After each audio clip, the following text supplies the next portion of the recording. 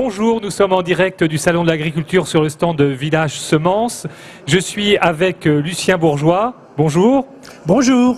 Vous êtes économiste, membre de l'Académie d'Agriculture. Oui. Il y a un chiffre qui fait le bonheur du ministre de l'Agriculture, sa fierté même, et celui de la Ferme France. 6 milliards d'euros, c'est l'excédent dégagé par la balance commerciale agroalimentaire en 2018. Et si finalement ce n'était pas un si bon chiffre que ça, quel regard avez-vous sur ce résultat ?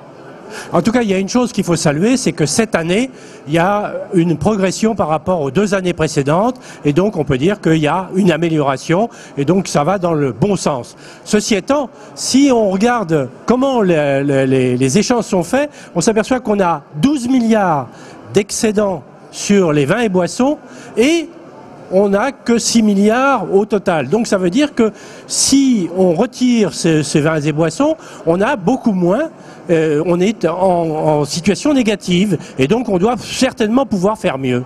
Par exemple, les fruits et légumes, est-ce que c'est excédentaire ou déficitaire ? Oui, il y a beaucoup de secteurs qui posent problème, et en particulier le secteur des fruits et légumes. On peut faire des fruits et légumes en France, on importe de plus en plus, en particulier d'Espagne, et la facture annuelle, elle dépasse 6 milliards d'euros chaque année.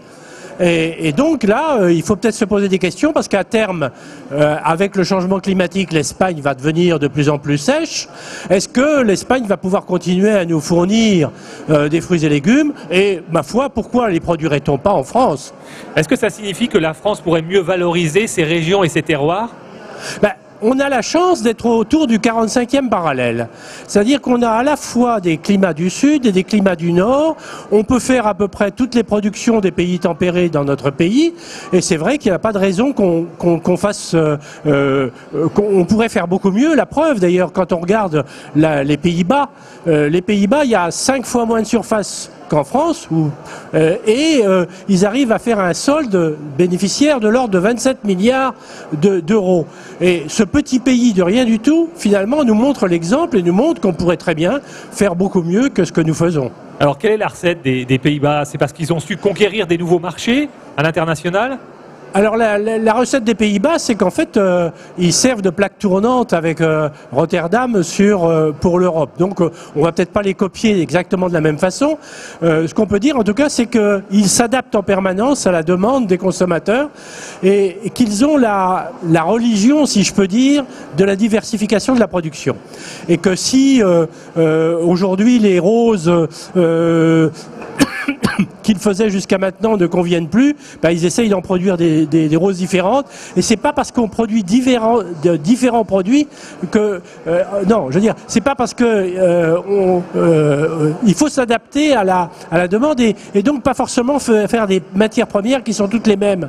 Et je crois qu'en France, on a un tout petit peu le tort de vouloir faire toujours les mêmes produits.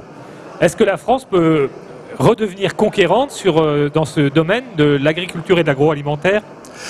On a encore une fois des traditions extraordinaires, aussi bien au niveau des fromages que de l'élevage. On a des traditions extraordinaires sur un certain nombre de domaines, et en particulier la gastronomie. Et si on revient à la valorisation de tous ces produits différents qu'on a en France, il est possible qu'on arrive à regagner de la valeur ajoutée. Encore faut-il qu'on donne aux agriculteurs les moyens de s'organiser pour pouvoir valoriser cette production différente dans chaque région. Et là, il y a un problème avec la grande distribution. Ce n'est pas le cas aujourd'hui? Comment? Cette question d'organisation, c'est... Il y a un problème d'organisation. Je crois qu'on a une façon d'appliquer la loi, le droit de la concurrence en France qui est un tout petit peu différente de celle des autres pays. On lave plus blanc que blanc. Et de voir qu'on a du mal à contrôler Google ou Amazon et qu'on fait des mauvais procès aux producteurs d'endives, c'est sûr que c'est pas comme ça qu'on arrive à faire progresser les choses. Les céréaliers comptent souvent en nombre d'Airbus exportés pour bien montrer le poids de leurs exportations. Est-ce qu'ils ne sont pas face à des nouvelles concurrences, notamment avec les bassins des pays de la mer Noire? Est-ce que les céréaliers français sont menacés à terme? Alors, on avait une chance incroyable à la sortie de la guerre, c'était qu'on était un des seuls pays d'Europe qui pouvait faire des céréales. Et donc on a eu cette cette belle performance du secteur des céréales. Et pendant longtemps, le potentiel normal pour fournir l'Europe, c'était la Russie et l'Ukraine. Et ces deux pays-là ne produisaient presque plus.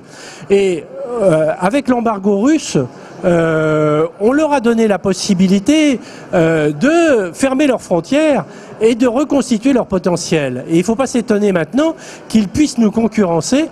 Et donc maintenant qu'ils sont revenus en production, ils ont des conditions de production extrêmement favorables, avec du limon jusqu'à plusieurs mètres de limon et des conditions extrêmement favorables à la production de céréales.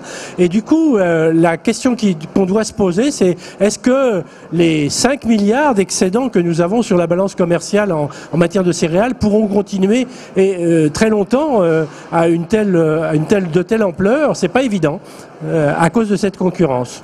Merci Lucien Bourgeois. Merci.